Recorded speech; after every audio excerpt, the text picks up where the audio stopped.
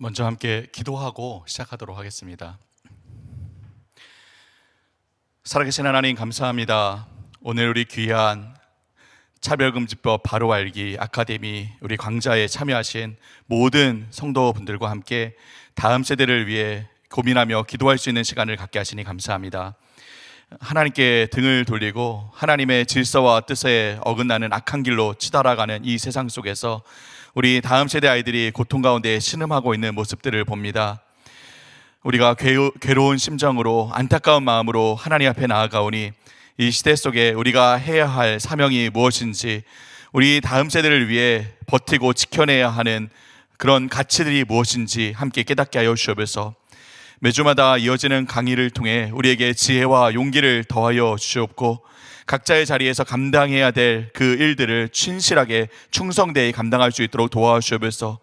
특별히 이 강좌 사역을 감당하는 우리 모든 동역자들에게 지혜와 능력을 더하여 주시고, 이 귀한 사명을 끝까지 감당할 수 있도록 필요한 모든 것들을 공급하여 주옵소서.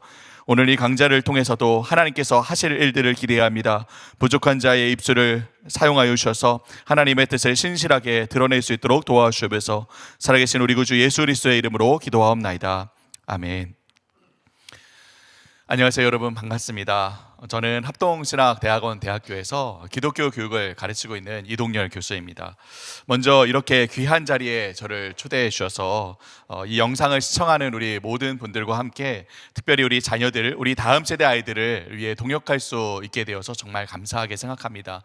지금까지 이 차별금지법 바로 알기 아카데미에 많은 우리 목사님들, 또 우리 교수님들, 또 여러 선생님들이 나오셔서 특별히 오늘날 우리의 이 교육 속에 들어있는 오늘날 이 시대의 이 정신과 가치가 무엇인지, 그것이 우리 아이들에게 어떤 영향들을 끼치고 있는지 잘 소개해오고 알려왔다라고 알고 있습니다. 저도 기독교 교육을 가르치는 교수로서 이 문제를 굉장히 심각하게 생각하고 지속적으로 연구해 왔는데요. 오늘 바로 그러한 고민들을 또 여러분들과 함께 나누게 될 것입니다. 오늘 이 시간을 통해서 우리 여기 함께하는 우리 모든 성도들, 특별히 우리 다음 세대들을 가르치고 또 양육하고 있는 우리 부모님들, 조부모님들, 우리 주일학교 선생님들, 우리 교회에 온 성도들과 함께 또 이 내용들을, 중요한 내용들을 나누며 함께 유익이 되기를 간절히 바랍니다. 말씀드렸던 대로 저는 오늘 우리와 우리 다음 세대가 살고 있는 오늘날 우리의 이 시대가 어떤 시대이며, 이 시대 가운데 우리 아이들이 어떠한 이 영향들을 받고 있는지, 어떻게 그들의 삶을 또 형성하고 있는지 좀 살펴보려고 합니다. 이 이야기는 굉장히 가슴 아픈 이야기고요. 저는 사실 이 이야기를 나눌 때마다, 전할 때마다 정말 한바탕 홍역을 찌르는 듯이 참 마음이 저리오고 아파오곤 합니다. 우리가 너무 잘 아는 C.S. 루이스 아시죠? C.S. 루이스의 책 인간 폐지라는 책에 보면 오늘날 우리 교육의 사명에 대해서 이렇게 이야기를 합니다. 오늘날 우리 교육의 사명은 숲에 길을 내는 것이기보다는 사막에 물을 대는 것이라고 이야기하죠. 우리가 살아가는 이 세상 속에 아름다운 하나님의 영광이 빛이 나고 이 기독교적 영향들이 문화 속에 융성하게 꽃을 피울 때에, 그럴 때의 교육의 사명이란 이 숲과 같은 세상 속에서 아이들이 마음껏 꿈을 꾸며 이 숲에 길을 내는 일이 되어야 하겠죠. 하지만 세상 가운데 악이 만연해 있고 온갖 세속적인 영향들이 도처에 곳곳이 스며들어서 우리를 유혹하고 뒤흔들 때에, 그럴 때의 교육의 역할은 이 사막과 같은 광야 같은 세상 속에 역시 마찬가지로 메말라가는 우리 아이들의 이 마음에 물을 대는 일이 되어야 한다는 것이죠. 그렇다면 여러분은 오늘날 우리가 살고 있는 이 시대가 어떤 시대에 더 가깝다고 생각하십니까? 복음의 빛이 완연하게 빛이 나고 모든 사회와 문화 속에 기독교적 가치가 꽃을 피우고 있는 시대인가요? 아니면 반대로 온통 구석구석 악한 영향들이 가득하여 각박하고 메마른 세상에 가깝다고 생각하십니까? 오늘날 참으로 안타깝게도 많은 기독교 철학자들과 신학자들이 입을 모아 이야기하는 오늘날 우리 시대의 이 계절은 한겨울이라고들 얘기합니다. 따라서 우리가 이 시대 속에서 우리의 이 언약의 자녀들, 우리 다음 세대 아이들을 양육하고 교육하기 위해서는 비록 좀 아프고 힘든 일이 될 수 있겠지만, 우리가 살아가고 있는 이 사막과 같은, 이 광야 같은 이 시대가 어떤 곳인지 제대로 바르게 분별할 수 있어야 한다는 것이죠. 그때야 비로소 우리는 우리 아이들의 마음에 물을 대는 일을 시작할 수 있지 않겠습니까? 그래서 저는 오늘 여러분과 함께 이 사막 같은 광야 같은 시대에 대해서 살펴보려고 합니다. 그리고 이런 광야 같은 시대 속에 우리는 어떻게 우리 아이들의 마음에 물을 댈 수 있을지 또 함께 고민해 보고자 합니다. 그래서 오늘 비록 저도 또 이 강좌를 들으시는 여러분도 마음 아픈 또 가슴 아픈 시간이 되겠지만 우리 가정에 우리 교회에 맡기신 우리 다음 세대의 아이들, 우리 자녀들을 향한 사랑으로 함께 마음을 모으고 귀를 기울여 주기를 바랍니다. 그래서 오늘 여러분과 함께 나누고자 하는 핵심 이 주제 포인트가 이것입니다. 바로 이상한 신세계. 여기서 말하는 이 이상한 신세계란 말 그대로 오늘날 우리가 살아가고 있는 이 세상, 이 시대, 이 세상이 이전에 우리가 알던 세상과는 전혀 다른 정말 이상한 새로운 세계가 되고 있다라는 의미이죠. 이 이상한 신세계라는 표현은 제 표현은 아니고요. 칼 트루먼이라고 하는 미국의 아주 저명한 신학자이죠. 이 신학자가 최근에 쓴 책의 제목입니다. 책의 제목이 이상한 신세계이죠. 이 책의 부제가 또 이렇게 되는데요. 제가 한번 읽어드리겠습니다. 사상가들과 활동가들은 어떻게 정체성을 재정의하여 성혁명을 일으켰는가라는 부제를 갖고 있습니다. 이 책의 전체 내용을 한 문장으로 요약할 수 있습니다. 이렇게 됩니다. 인간이 자아가 되고 자아가 성애화가 되고 성이 정치화되었다.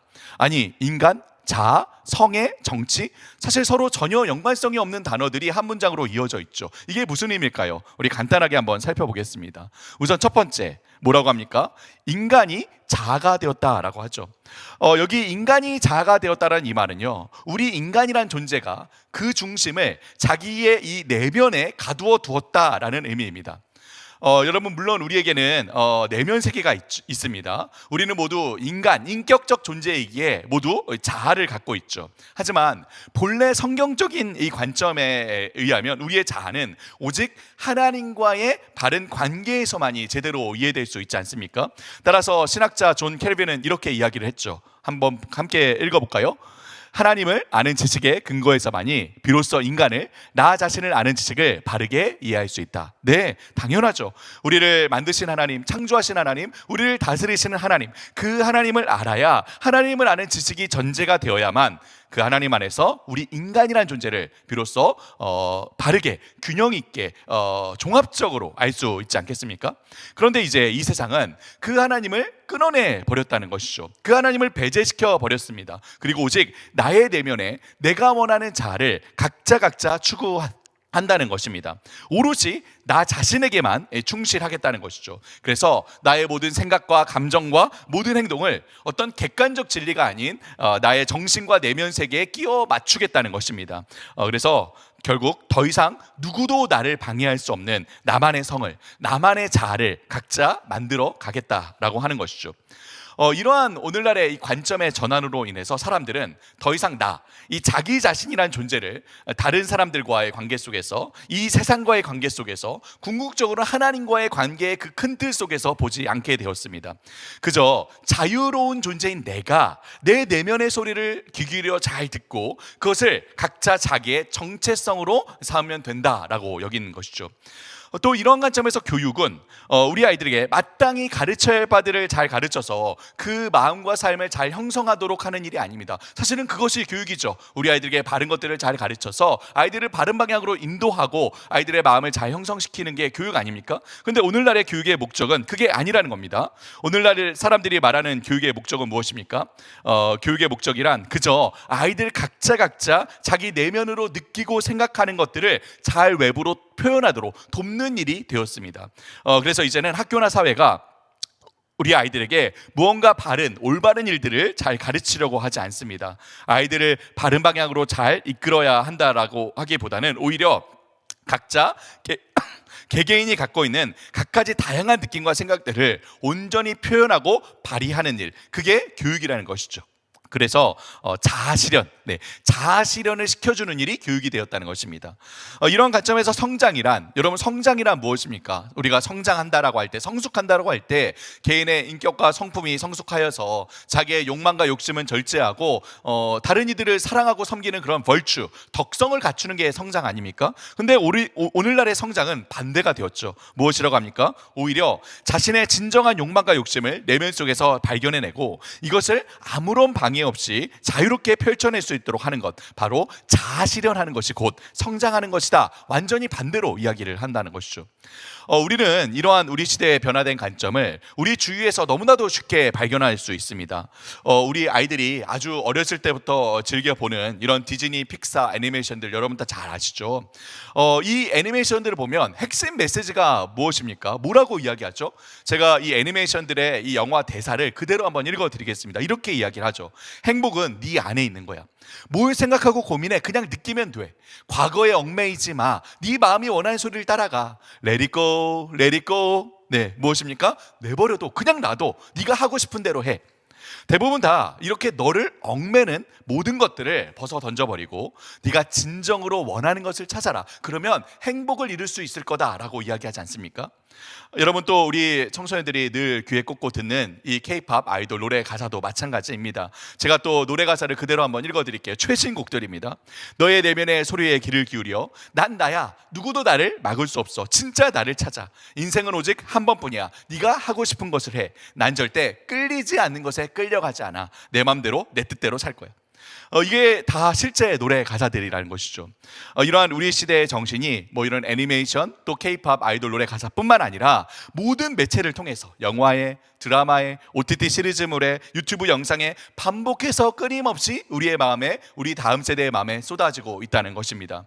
심지어는 광고만 틀어도, 여러분 요즘 혹시 광고를 좀 보셨습니까? 요즘 광고에서 가장 많이 나오는 표현이 있죠. 무엇인지 아십니까? 바로 내 맘대로 내 멋대로. 여러분 들어보셨죠? 내 맘대로 내 멋대로. 뭐 샴푸를 골라도 내 맘대로 내 멋대로, 뭐 피자를 시켜도 내 맘대로 내 멋대로. 심지어는 여러분, 제가 화성시에 살거든요. 화성시 공익 광고를 하는데도 내 맘대로 내 멋대로래요. 뭐 어쩌자는 건지 모르겠지만 어쨌든 내 맘대로 내 멋대로. 이 시대 정신이 모든 매체를 통해서 우리 마음에, 우리 다음 세대 마음에 쏟아지고 있다는 것이죠.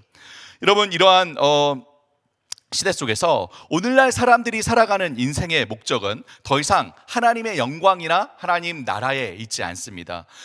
믿지 않는 사람들 뿐만 아니라 믿는 사람들도 다 각자 자기의 자아를 찾아서 실현시키는 것, 내 모든 생각과 감정과 의지를 아무런 제한 없이 적극적으로 표현하며 사는 것이 모든 사람들이 가지는 인생의 목적이 되었다는 것이죠. 내 내면의 소리에 귀를 기울이는 것, 내가 진정으로 바라고 욕망하는 것을 그 내면에서 찾아내는 것, 그리고 그것을 마음껏 표현해내고 성취해내는 것, 그것이 우리 시대의 정신이며 믿는 사람이나 믿지 않는 사람들이나 모두가 갖고 있는 인생의 목적이 되어버렸다는 것입니다.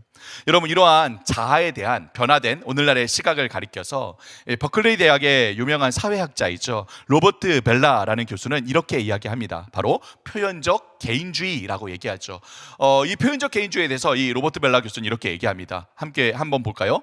표현적 개인주의는 각 사람이 개별성을 실현할 수 있으려면 반드시 밝히거나 표현해야 하는 감정과 직관에 특유한 핵심이 있다고 주장하는 신념이다. 네, 무슨 말입니까? 아까 이야기했듯이 지금까지 우리는 내가 생각하고 느끼는 것들을 다 표현하며 살지 않았습니다. 나를 둘러싼 이 큰 세상 속에서 주위 사람들과의 관계 속에서 나를 이해하며, 비록 내가 어떤 생각하고 느끼는 것들이 있어도 그것들을 다 표출하고 표현하지는 않았다는 것이죠. 물론 우리 내면이 때로 이 외부 세계와 갈등을 겪기도 합니다. 하지만 결국에는 나를 둘러싼 세상과 다른 사람들과의 그 관계의 틀 속에서 절제하는 가운데 진정한 나를, 나의 자아를 찾아가는 과정이라고 생각했죠. 그런데 이제는 그게 아니라는 거예요. 이제는 그저 내가 원하고 생각하고 바라는 모든 것들은 다 표현해내야만 한다라고 생각한다는 것이죠. 아무런 경계 없이 표출해내야만 한다, 그것이 올바르다라고 이야기한다는 것입니다. 똑같은 말을 캐나다 맥길 대학의 철학 교수이죠, 찰스 테일러 교수는 또 이렇게 이야기합니다. 진정성의 문화라고 이야기하는데요, 찰스 테일러 교수는 이 진정성의 문화에 대해서 이렇게 이야기를 합니다. 제가 한번 읽겠습니다.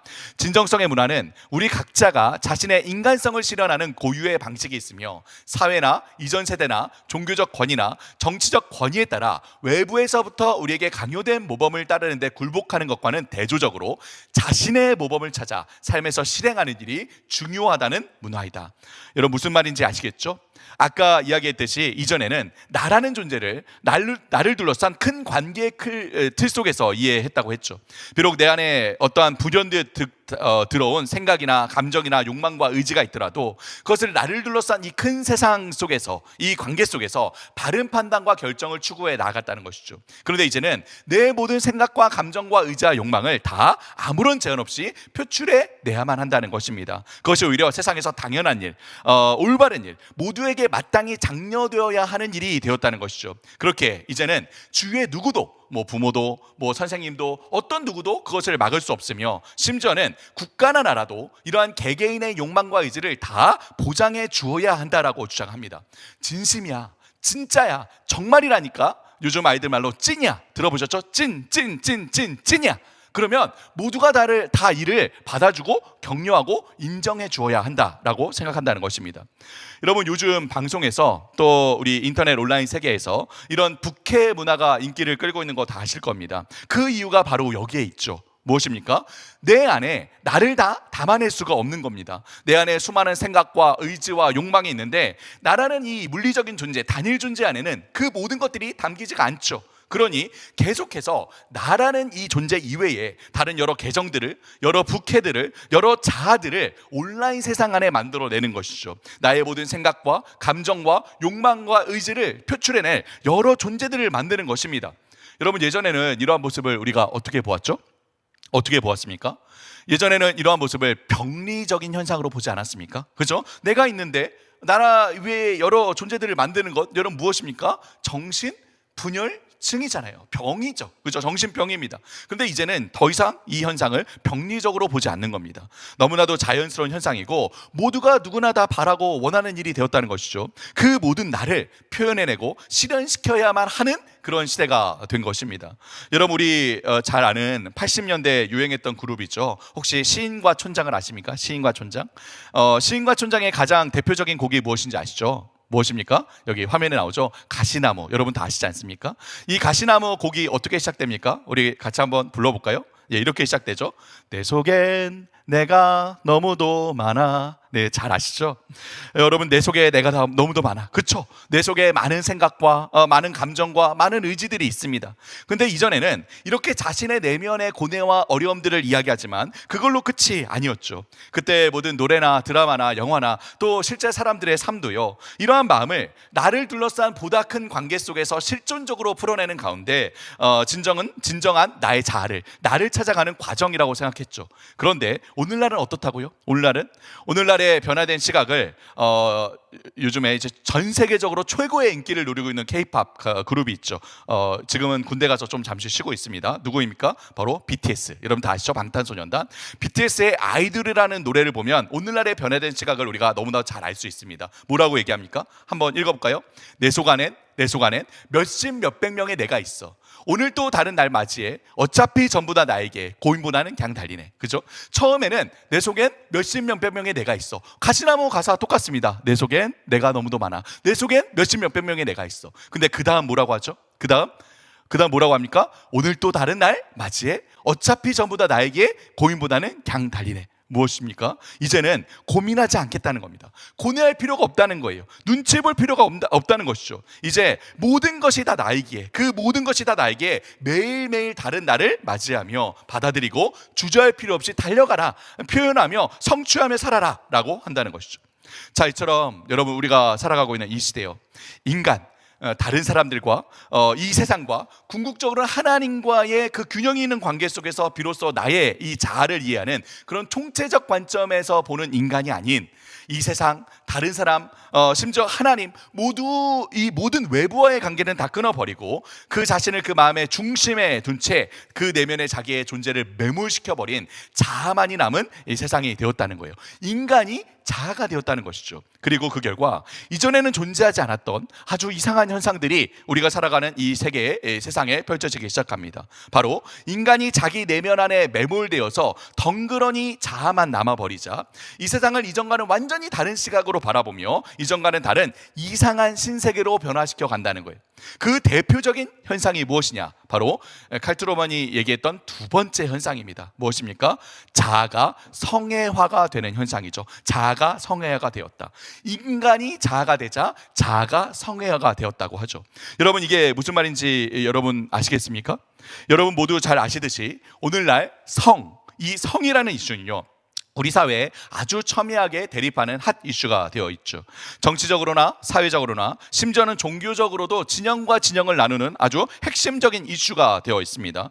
그런데 칼 트루먼은 이러한 겉으로 드러나는 이슈와 현상의 심층에는 보다 근원적인 대립점이 있다라고 이야기하는데요. 바로 오늘날 성이라는 이슈, 성 정체성의 문제이든 아니면 성적 지향, 동성애의 문제이든 이 성이라는 이슈가 우리 시대에 이토록 뜨거운 감자로 떠오르고 있는 그 근원적인 이유는 우리가 지금까지 살펴본 표현적 개인주의에 있다는 것입니다. 표현적 개인주의. 트루먼은 오늘날 성에 대한 이슈의 근본적 문제는 그것이 단순히 지금까지 우리가 금기시해왔던 어떤 도덕적인 성적인 경계를 넓혀서 더 많은 형태의 성적인 표현들을 포함시키는 데 있지 않다고 해요. 그게 근원적인 문제가 아니라는 것이죠. 그럼 뭐가 문제냐? 칼 트루먼은 이렇게 이야기하는데요. 제가 한번 읽겠습니다. 같이 보시죠. 요약하면 성혁명은 단순히 전통적 성윤리를 일상적으로 침해하는 경향이 커지는 것이나 심지어 용인할 수 있고 용인할 수 없는 성행동의 경계를 적당히 확장하는 것을 의미하지 않는다. 그보다 성혁명은 이와 같은 성윤리의 개념 자체를 전면 거부한다. 그리고 이러한 사실을 이해하려면 우리는 성혁명이 표현적 개인주의의 특징을 매우 선명히 나타내는 현상임을 이해해야 한다. 개인의 내면 정체성을 성적 욕망을 기준으로 혹은 성 정체성을 기준으로 정의하기에 진정한 인간이 되기 위해 이 성적 욕망, 성 정체성을 실행하는 일을 허용해야 한다. 여러분 무슨 말입니까? 경계선을 조금씩 넓혀가는 것이 문제가 아니라는 거예요. 그럼 무엇이 문제이죠? 이 경계선이 오늘날 우리 사회 이 세상에 완전히 사라져버린 것이 문제라는 것이죠. 성이라는 이슈에 대해 그것의 진심이라면, 그것을 정말 원한다면 그럼 모든 것이 다 괜찮은 세상이 되었다는 것입니다. 바로 표현적 개인주의 아닙니까? 그죠? 자신이 진심으로 욕망하는 것이라면 무엇이라도 표현시키고 실현시켜야 한다. 이 표현적 개인주의 신념을 뿌리로 하여 성혁명이 일어났다는 것이죠. 그렇게 이제는 단지 무엇이 옳으냐, 무엇이 그르냐, 어떤 행동을 우리가 허용시킬 것인가, 금지시킬 것인가, 그러한 기준이 아예 우리 사회에 존재하지 않는다는 것입니다. 그러면 무엇만이 남았죠? 무엇만이 기준이 되었습니까? 기준은 무엇이죠? 바로 해당 당사자가 그것에 동의하느냐 동의하지 않느냐, 그것이 기준이 되어버린 것이죠. 그래서 오늘날 혼전 성관계든 동거든 결혼 혹은 비혼이든 혼외 출산이든 불륜이든 외도든 동성애든 성전환이든 모든 성에 대한 이슈에 대한 윤리적 가치 판단의 기준이 오늘날 어디에도 존재하지 않습니다. 물론 지금 아동성애라든지 혹은 동물성애라든지 그런 변태적인 부분에까지 제한이 사라지진 않았지만 사실 표현적 개인주의 신념에 의하면 이미 경계선은 우리 사회에 존재하지 않는다고요. 모든 기준은 오로지 하나. 뭐라고요? 무엇이 기준입니까? 바로 해당 당사자가 그와 같은 행동에 동의하느냐 동의하지 않느냐의 여부만 남은 것이죠. 성에 관련된 어떤 이슈도 본래적인 도덕적인 윤리적 테두리가 존재하지 않습니다.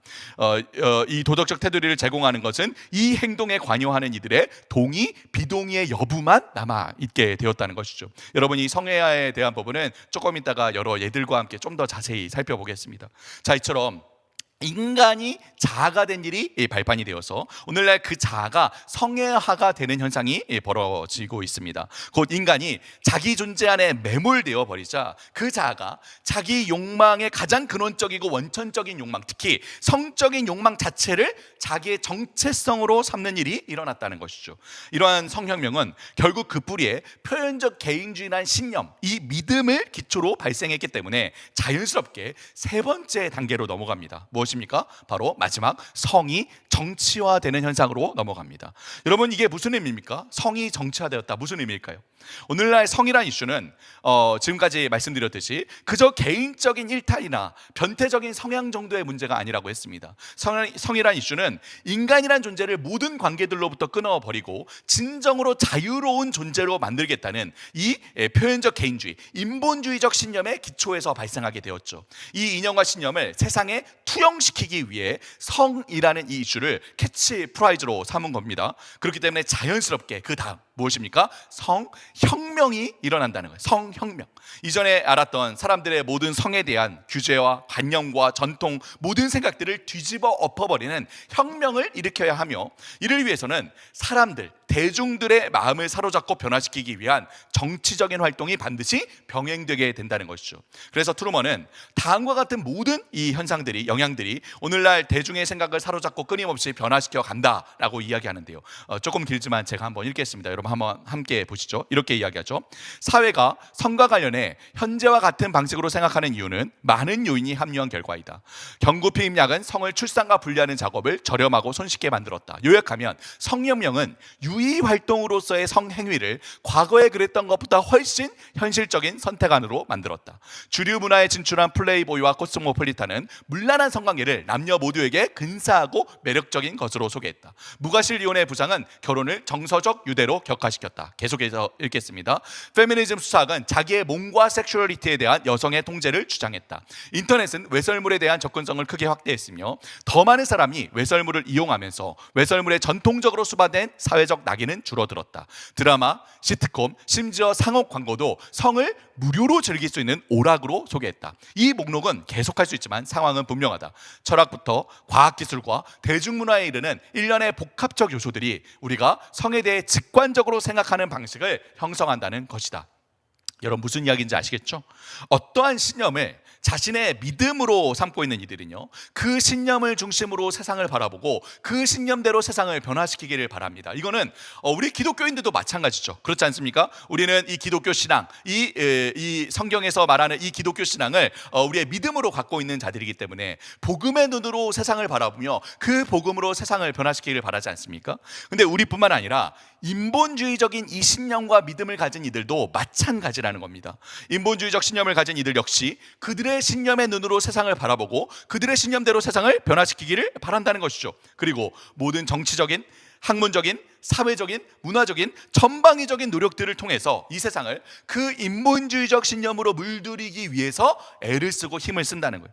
특히 이들은 이 성이라는 이슈를 자신들의 신념을 세상 가운데 관철시키기 위한 핵심적인 전략으로 삼고 있기 때문에 사회 전방위적으로 무엇이라고요? 성혁명을 일으키고 있다고요. 과학과 기술, 학문, 교육, 정치, 경제, 미디어, 문화, 상업, 광고 등등 전방위적인 모든 활동을 통해 우리가 기존에 생각해왔던 성에 대한 모든 관점들을 직관적으로 완전히 뒤집어 엎는 혁명을 일으키고 있다는 것이죠. 정말 안타까운 것은요, 그 혁명이 오늘날 우리가 살아가고 있는 이 세상에 여러분 먹혀 들어가고 있을까요? 먹혀 들어가지 않고 있을까요? 여러분 어떻게 생각하십니까? 어떻게 생각하세요? 완전히 먹혀 들어가고 있다. 완전히. 네. 그래서 불과 10년, 불과 5년 전만 해도요, 성적으로 우리가 완전히 불합리하고 옳지 않다, 부도덕하다 여겨졌던 모든 일들이 오늘날에는 너무나도 자연스럽고 오히려 젊은 사람들 사이에서는 권장되고 장려되는 상황이 우리 현실 세계 우리 눈앞에 펼쳐져 가고 있죠. 우리가 알게 모르게 이전과는 완전히 뒤바뀐 무엇입니까? 네, 말 그대로 이상한 신세계, 이상한 신세계가 되어가고 있다는 것입니다. 이러한 뒤바뀐 변화가 학문, 교육, 정치, 경제, 미디어, 사회 전체에 우리가 알게 모르게 급속도로 퍼져갑니다. 특히 여러분, 이 세속적인 인본주의자들이 자신들의 신념을 이 사회 속에 관철시키기 위해 핵심적인 전략으로 삼은 분야가 있죠. 아까 이슈는 성이라고 말씀드렸죠. 이 인본주의자들이, 표현적 개인주의 이 신념을 가진 자들이 이 신념을 사회 속에 발휘하기 위해 핵심적인 분야로 삼은 이 영역이 있다는 것이죠. 여러분 어떤 영역이라고 생각하십니까? 어떤 분야라고 생각하십니까? 이 세상을 사로잡고 자신의 신념대로 뒤바꾸기 위해 반드시 장악해야 하는 영역이 있지 않습니까? 무슨 영역이죠? 바로 교육입니다. 교육. 네, 그런 말 있지 않습니까? 사회를 변화시키고 싶다면, 세상을 뒤집히고 싶다면 젊은이들의 마음을 사로잡아라. 젊은이들의 마음을 사로잡아라. 그러면 한 세대 만에 자연스럽게 세상은 뒤바뀌게 되는 것이죠. 그죠? 이 인본주의자들도 이 세상을 자신의 신념에 따라 변화시키기 위해 아주 의도적이고 전략적으로 이 교육의 영역을 장악하고 끊임없이 변화시켜 갑니다. 여러분, 그래서 오늘날 일반 이 공립학교 현장에서 얼마나 빠른 속도로 이런 변화들이 일어나고 있는지 아마 현장에 계신 분들은 아실 겁니다.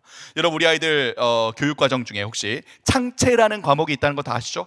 우리 이 차별금지법 바로알기 아카데미 참여하시는 모든 분들 너무 익숙하지 않습니까? 창의적 체험활동, 창의적 체험학습, 우리가 줄여서 창체라고 이야기하지 않습니까? 이전에 제가 저는 이제 국민학교 세대거든요. 국민학교를 다녔을 때만 해도, 제가 예전에 학교를 다녔을 때만 해도 뭐 CA 혹은 HR이라는 이런 시간들이요, 학급 활동, 뭐 특별 활동, 봉사 활동, 이런 시간들을 오늘날에는 개편해서 창체라는 하나의 과목으로 통합해서 바꾸었죠. 이 시간에 아이들이 많은 활동을 합니다. 자율활동, 진로활동, 봉사활동, 동아리활동, 예전에 했던 여러 활동들이 여기에 포함되어 있는데요. 이 시간에 우리 학생들에게 어떤 내용들을 가르치느냐, 이 5가지의 교육들을 시킨다는 거예요. 여러분 같이 한번 볼까요? 뭐라고 얘기합니까? 학생인권 조례, 자기결정권 교육, 나다움 교육, 비판의식 교육, 환경보호 생태교육, 이 교육들을 이 창체 시간에 가르친다는 것이죠. 이 창체가 모든 교과들보다 가장 시수가 많은 거 아십니까? 저희가 옛날에 학교 다녔을 때만 해도 뭐 CAHR 일주일에 1시간 정도밖에 안 됐죠, 그죠? 근데 오늘날에는 이 창체라는 이 과목, 이 시간이요, 다른 모든 과목들, 국어를 제외한, 국어가 가장 시수가 많고 국어를 제외한 영어, 수학보다 시수가 많습니다. 이 창체라는 수업이 우리 한국의 교육의 아주 근원적인 핵심적인 교과목으로 자리 잡고 있다는 것이죠. 그런데 여러분, 이 교육들 안에 어떤 내용들이 들어있겠습니까? 여러분 이 이름들 보면 잘 아시겠죠? 여러분 어떻습니까? 바로 우리 시대의 그 신념과 정신, 그죠? 이 자기중심적인 표현적 개인주의 정신이 이 교육에 그대로 녹아져 있다는 거예요. 내 생각, 내 느낌, 내 판단, 내 결정, 모든 사항들에 대해서 내가 가장 중요하다. 내가 중심이다. 다른 사람이 나에게 어떤 생각이나 어떤 느낌이나 어떤 판단이나 결정을 강요하거나 대신 내려줄 수 없다. 모든 것을 내가 스스로 판단하고 결정해야 하며 모든 판단의 주체가 내가 되어야 한다. 이런 내용들을 고스란히 배우고 가르친다는 것이죠. 여러분 어디에서 영향을 받아 우리 한국의 교육이 이렇게 변화될까요? 우리 한국의 교육은 대부분 지금까지 이 미국과 유럽 등 이 서구의 교육의 이 흐름을 그대로 따라갑니다. 미국이든 유럽이든 이 서구의 교육에도 이전엔 없었던 3가지의 교육이 모든 교육의 근간을 이루고 있다고 하죠. 바로 3가지 무엇입니까? 성교육, 정치교육, 생태교육입니다. 성교육, 정치교육, 생태교육. 이 교육을 정리하자면 이렇게 정리해 볼 수 있어요. 각자 자기 자신, 나 자신을 중심으로 해서 나 자신과의 관계를, 다른 사람과의 관계를, 이 세상과의 관계를 세우고자 하는 교육이죠. 성적 자기결정권을 중심으로 하도록 하여서 자아 정체성을 기르는 성교육을 시키고요. 선동가들을 분별할 수 있도록 비판의식을 심는 이 정치교육을 시키고요.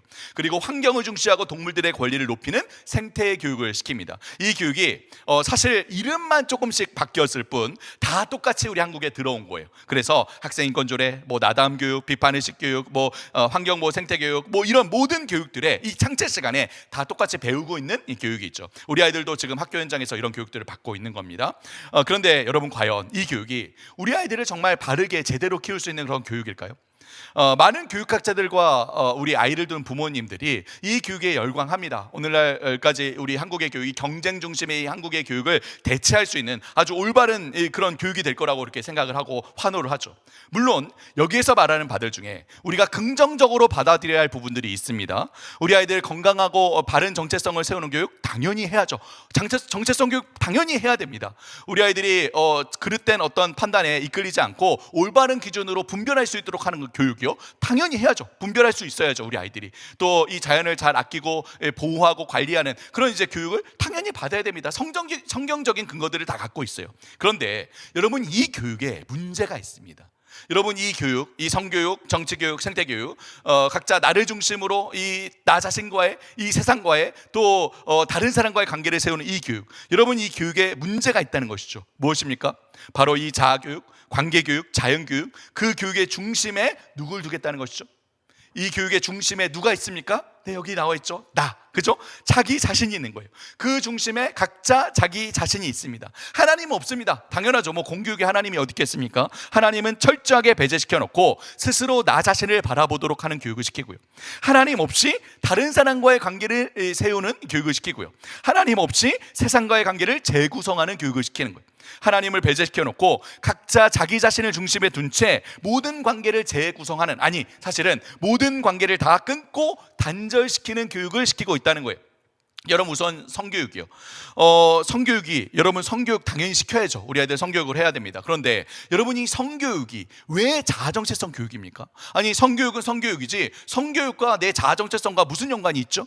네, 우리 지금까지 이미 살펴보지 않았습니까? 이 성교육, 자기 자신의 어떤 욕망과 욕구라도, 특히 이제 성적인 욕구이죠. 이 욕구를 제한 없이 마음껏 발산할 수 있도록 가르쳐 주어야, 그렇게 해야 비로소 건강한 정체성이 세워진다라고 가르치는 거예요. 성애화로 정체성을 세우는 교육을 시키는 것이죠.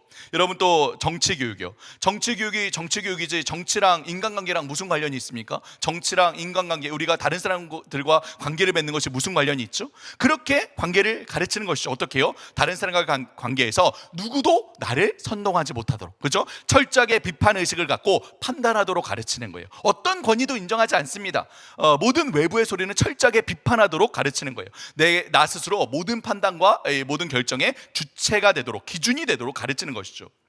여러분, 우리 아이들 사이에 혹시 이런 말들이 유행했던 거 아십니까? 여러분 다 잘 아시죠? 우리 아이들이 이 사이에 이런 말들이 유행했어요. 뭐라고 하죠? 어쩔 TV, 저쩔 TV, 그죠? 어쩔 TV, 저쩔 TV, 안물, 안궁, 뇌절, 우짤래미, 저짤래미, 쿠쿠루 삥뽕. 여러분 들어보셨습니까? 여러분, 이게 무슨 의미인지 아세요? 어쩔 TV, 어쩌라고 TV나 봐. 저쩔 TV, 저쩌라고 TV나 봐. 안물, 안 물어봤어. 안궁, 안궁 꿈에. 뇌절, 몰라. 우짤래미, 우짜라고. 저짤래미, 저짜라고. 쿠쿠루 삥뽕, 무슨 뜻일까요? 쿠쿠루 삥뽕? 예. 몰라 이런 뜻이래요. 몰라 이런 뜻이래요. 여러분, 왜 아이들 사이에 이런 말들이 유행합니까? 이게 우리 시대의 정신인 거예요. 네, 우리 아이들이 이런 이제 시대의 정신을 어떤 미디어를 통해서 배우는 것뿐만 아니라 학교에서도 이렇게 가르치는, 학교에서도 그렇죠? 안 듣겠다, 시끄럽게 떠들지 마라, 내 마음대로 내 뜻대로 하겠다. 이 표현적 개인주의가 바로 우리 시대 정신이고, 이 시대 정신을 우리 아이들이 그대로 받으며 영향을 받으며 살고 있는 거예요. 여러분, 끝으로 생태교육, 네, 고상하죠. 환경과 생태를 보호해야 된다. 맞습니다. 환경을 지켜야 됩니다. 기후변화 우리가 관심을 가져야 돼요. 하지 말라는 얘기가 아니에요. 그런데 여러분, 왜 우리 시대가, 이 세상이 환경을 보호하고 생태를 지켜야 된다라고 얘기합니까? 그 이유와 동기가 무엇입니까? 그 이유와 동기가 무엇이죠? 여러분이 생태교육에서 반복해서 나오는 표현이 있습니다. 여러분 아마 스타벅스 같은 커피숍에서 커피를 마시거나 혹은 공익 광고를 보면 이런 표현을 또 들어보셨을 거예요. 뭐라고 얘기합니까? 이렇게 얘기하죠. 지속 가능한 미래, 지속 가능한 사회. 들어보셨죠? 요즘 기업 홈페이지에 들어가면 다 이런 문구, Sustainable Future, Sustainable Development, 이런 문구들을 여러분 보실 수 있을 거예요. 여러분, 왜 환경과 생태를 보호해야 됩니까? 그 이유와 동기가 무엇이죠? 그래야 인류가 결국에는 내가 이 환경 파괴와 기후 변화로 인한 멸종을 면하고 지속적으로 지속적으로 생존할 수 있기 때문이죠. 여러분, 왜 보호해야 됩니까? 내 생존을 위해서, 그죠? 내 생존, 그게 이유와 동기라는 거예요. 내 생존, 그죠? 결국 생태교육도 이기적인 동기로 세상을 도구화한 결과 아닙니까? 여러분, 그런데 우리는 정말 생각해 봐야 합니다. 하나님 없이 하나님 배제하고 올바른 자아교육을 시킬 수 있습니까? 하나님 없이 하나님 배제시켜 놓고 이웃과의 균형 있는 바른 관계를 세울 수 있습니까? 하나님 없이 정말 자연을 아끼고 이 세상을 잘 관리하려는, 보호하려는 진정한 동기를 일으킬 수 있습니까? 아니요. 하나님 없이는요, 결국 무엇밖에 안 남다고요? 무엇밖에 안 남는 겁니까? 네, 나요, 나. 자기 자신, 나. 그죠? 결과적으로 극단적인 개인주의 혹은 극단적인 집단주의, 이상과 이하로밖에 갈 수 없는 거예요. 우리가 살아가는 세상은요. 그러니 자아교육을 할수록 우리 사회에는 무엇이 팽배해집니까? 개인주의가 팽배해지고요. 그죠? 자기밖에 모르니까요. 관계교육을 할수록 우리 사회에 혐오와 다툼이 난무하며 심지어는 전쟁까지, 그죠? 생태교육을 아무리 해도 환경과 기후는 가면 갈수록 파괴될 수밖에 없는 것이죠. 가면 갈수록. 여러분, 이 성교육에 대해서 조금 더 설명을 하도록 하겠습니다. 이 성교육에서 우리가 너무나도 잘 아는 한 인물이 나오죠. 누구입니까? 바로 정신분석학의 아버지. 모든 발달 이론학과 모든 이제 정신분석학 그리고 교육학 이론들의 기초가 되어 있는 이론이죠. 정신분석학의 아버지 누구입니까? 바로 지그문트 프로이드. 여러분 다 아실 거예요. 지그문트 프로이드, 그죠? 이 프로이드는 사람의 자아, 이 에고라고 하는 자아가 언제 어떻게 형성된다라고 주장했습니까? 바로 인간의 본능과 욕구. 주로 이 프로이드는 이 욕구의 원천을 바로 성에 대한 욕구라고 보았죠. 이게 프로이드의 이론인 거예요. 이 성에 대한 욕구가 우리 욕구의 근원적인 욕망이다. 그래서 이것을 리비도 혹은 이드라고 하지 않습니까? 이 프로이드는 이 성적인 본능, 리비도가 생길 때에 한 사람의 자아가 형성되기 시작한다라고 본 거예요.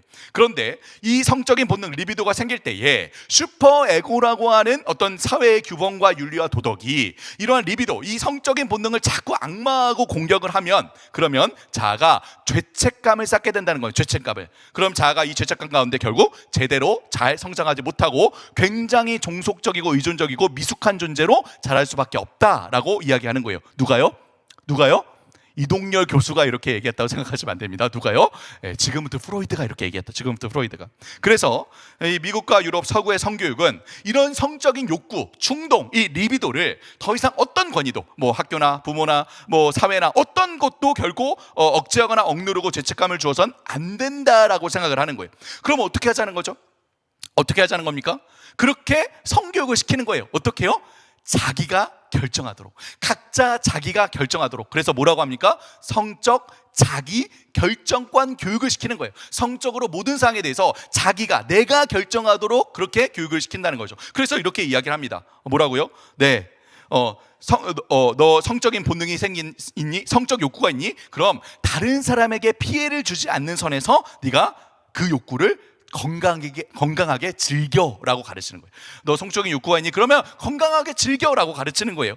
아이들 성적 욕구를 막지 마라. 부모나 뭐 학교 선생님이나 누구도 막지 마라. 그것을 막으면 아이들 자가 성장을 잘 안 한다. 그거 막지 마라. 그죠? 성적인 지향, 뭐 남자가 남자에게 끌린다, 여자가 여자에게 끌린다, 동성애 막지 말라는 거예요. 자기의 성적 지향이 욕구가 그렇다는데 그 성적 욕구를 막으면, 이게 제한하면 자아가 성장을 잘 못한다는 것이죠. 여러분, 물리적으로 우리에게 주어지는 성별, 우리가 영어로 뭐라고 합니까? 물리적으로 우리에게 주어지는 성별, 영어로 섹스라고 합니다. 그죠? 그 이후에 내가 생각하는, 인식하는 성별 뭐라고 합니까? 여러분 너무 잘 아시죠? 바로 젠더라고 하지 않습니까? 이 두 가지는 다르다라고 얘기하죠. 여러분, 제가 한 15년 전에 유학을 떠났습니다. 미국으로 유학을 갔는데요. 그때 유학을 가서 이제 한국 운전면허증을 이제 그 운전면허 시험소에게 맡기고 서류를 쓰고 미국 운전면허증을 이제 받았어요. 예. 근데 그 서류를 쓰는데 이제 제 정보를 거기다 적지 않겠습니까? 근데 분명히 한 15년 전에 2020년도입니다. 이 2020년도에 제가 이렇게 서류를 적는데 거기 분명히 뭐라고 돼 있었냐? 거기 섹스라고 돼 있었어요. 성별을 기입하는 애 섹스라고 돼 있었다고. 그리고 메일, 피메일 선택하게 되어 있었습니다. 불과 15년 전만 해도요. 그런데 제가 나올 때쯤 되니까 서류가 바뀌었어요. 뭐라고 돼 있을까요? 젠더라고 돼 있어요. 네. 그리고 빈칸이에요. 뭐 체크하는 게 없어요. 내가 쓰게 돼 있어요. 내 젠더를. 이렇게 여러분 바뀌었다는 것이죠. 여러분, 또 얼마 전에 제가 한 TV 프로그램을 봤는데요. 거기 이제 의사 선생님들이 나와서, 우리나라 의사 선생님들이 나와서 이제 대화를 나누는 그런 TV 프로그램이었습니다. 근데 거기서 의사 선생님이 나와서 뭐라고 얘기하냐면 우리가 성전환 수술이라고 하잖아요. 남자에서 여자로, 여자에서 남자로 성을 바꾸는 수술을 성전환 수술이라고 하지 않습니까? 근데 그거는 우리 의사 선생님들이 틀린 용어라는 거예요. 이제 더 이상 성전환 수술이라는 말을 사용하지 말아야 된다라고 하더라고요. 그럼 뭐라고 얘기해야 된다고 할까요? 여러분 혹시 들어보셨습니까? 뭐라고 해야 된다고 할까요? 성확정 수술이라고 해야 된다고 하더라고요. 이게 무슨 말인지 아시겠죠? 물리적으로 우리에게 주어진 성별은 확정되기 이전의 성별이라는 것이죠. 그 이후에 내가 생각하는 성별이야말로 내 성별을 결정하는, 확정하는 수술이라는 거예요. 여러분, 이렇게 세상이 바뀐 것이죠. 여러분, 몇 가지만 더 좀 예를 들겠습니다. 물론 여기 아카데미 이제 참여하신 분들은 여러 예들을 우리 다른 교수님들, 선생님들이 설명해서 아시겠지만 또 제가 경험했던 몇 가지 이제 실예들을 좀 말씀드려 볼게요. 여러분, 제가 한 4년 전에 유학을 마치고 한국에 돌아왔습니다. 제가 유학을 갔던 지역이 미국의 텍사스라는 주였어요. 텍사스 스테이트, 텍사스 주였습니다. 여러분, 텍사스 하면 머릿속에 어떤 장면이 떠오르십니까? 텍사스? 네, 서부의 무법자, 그죠? 네, 이 광야 같은 이 곳, 사막 같은 곳에서 이 서부의 이 무법자들이 이 카우보이 모자를 쓰고 바로 그것이 텍사스인데요. 텍사스가 또 유명한 것 중에 하나가 무엇이냐면, 텍사스주는 미국의 바이블 벨트라는 이 지역에 포함된 주예요. 그러니까 미국의 이 남부 쪽에서부터 이 동부로 이렇게 이어지는, 텍사스부터 뭐 미시시피, 엘라바마, 뭐 이런 루이빌, 이런 주들을 이렇게 쭉 연결된 주들을 이렇게 길게 연결된 주들을 가리켜서 바이블 벨트 지역이라고 합니다. 왜냐하면 거기 건강한 교회들이 많이 있고 또 굉장히 보수적으로 신앙을 잘 지키면서 살아가는 성도들이 많이 있거든요. 그래서 바이블 벨트 지역이라고 하는데, 이 바이블 벨트 지역이라는 이 텍사스 주에 제가 유학을 마치고 난 다음에 우리나라로 치면 우리 너무 잘 아는 차별금지법 같은 그런 똑같은 법안은 아니지만 그런 비슷한 법안이 주에서 통과가 된 거예요. 통과가. 그 다음에 미국에서 일어났던 변화들에 대해서 제가 듣게 되었어요. 어떻게 듣게 되었냐면 제 딸아이가 자기의 이제 그 미국에 있는 친구와 함께 줌으로 이제 통화를 하는 장면을 보면서 일어났던, 특히 이제 학교죠. 학교 친구니까 학교의 일들을 이렇게 좀 듣게 되었어요. 어떤 일들이 일어나냐면 어느 날 한 학교에서 교장 선생님이 아이들을 이렇게 불러 모았대요. 그러는 다음에 이렇게 얘기했답니다. 얘들아, 이제 너희가 스스로 생각하기에 남자라고 생각하면 남자 화장실을 가고 여자라고 생각하면 여자 화장실을 가라라고 얘기했다는 거예요. 그러니까 그 다음날 학교가 아수라장이 됐습니다. 왜요? 왜일까요? 아이들이 이제 등교를 하다가 오늘은 좀 남자 같은데, 그러면 남자 화장실을 가고, 그 다음날 또 아이들이 등교하다가 아니야, 오늘은 좀 여자 같은데? 그러면 여자 화장실을 가고, 그러면서 이제 학교가 막 가수라장이 됐다는 거예요. 여러분, 물론 미국에 이제 뭐 아시는 분은 아시겠지만 뭐 레스토랑이나 이 스타벅스 같은 곳은 이제 화장실 구분이 없죠. 남녀 화장실 구분이 없습니다. 모두의 화장실만 있죠. 그죠? 그런데 이 화장실은 그래도 개인이 들어가서 볼일 보고 문 잠그고 볼일 보는 이 개인용 화장실이잖아요. 근데 학교 화장실은 어떤 화장실이죠? 네, 공용 화장실이잖아요. 그러니까 막 학교에서 이제 애들이 막 아수라장이 된 거예요. 막 남자랑 여자랑 섞여서 막 아수라장이 된 겁니다. 그 다음에 또 교장 선생님이 불러 모아서 얘들아, 이제 우리도 화장실 구분 없다. 아무 화장실이나 가라 라고 얘기했다는 거예요. 여러분, 이 이야기를 제 딸아이가 듣고 얼마나 충격을 받았는지 모릅니다. 왜냐하면 그런 학교가, 그런 분위기가 전혀 아니었거든요. 근데 불과 유학을 마치고 난 그 다음에 그 1년 사이에 엄청난 변화들이 일어났다. 또 다른 예를 들어볼까요? 어떤 학교에서는 또 교장 선생님이 또 아이들을 불러 모았대요. 이제 교장 선생님이 부르면 무섭게 시작하죠. 교장 선생님이 불러 모으더니 이렇게 얘기했답니다. 애들아, 지금까지 너희가 나를 여자 선생님으로 알았지? 사실은 나는 남자였어 라고 교장 선생님이 이 전교생 앞에 커밍아웃을 했다는 거예요. 그리고 난 다음에 또 학교가 아수라장이 됐습니다. 왜일까요?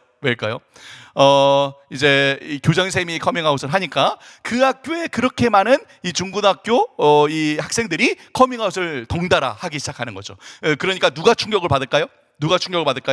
여러분, 미국에는 초중고가 다 같이 있는 학교들이 많거든요. 이 중고등학교 언니 오빠들이 이제 막 커밍아웃을 하고 막 그렇게 되니까 초등학생들이 충격을 받는 거예요. 분명히 언니였는데 다음날 오빠가 돼서 나타나고, 분명히 오빠였는데 다음날 언니가 돼서 나타나고, 그러면서 이 초등학생들이 엄청나게 충격을 받았다라는 얘기를 들었습니다. 여러분, 이 이야기들이 저 멀리 딴 나라에서 일어나는 일이라고 생각하십니까? 여러분, 그렇게 생각하면 안 됩니다. 이 현상이요, 딴 나라 이야기가 아니라요, 바로 한국의 또 멀지 않은 이야기, 사실 이미 지금 눈앞에 다가오고 있는 그런 현실입니다. 우리 눈앞에 아주 빠른 속도로 이상한 세계가 급속도로 다가오고 있죠.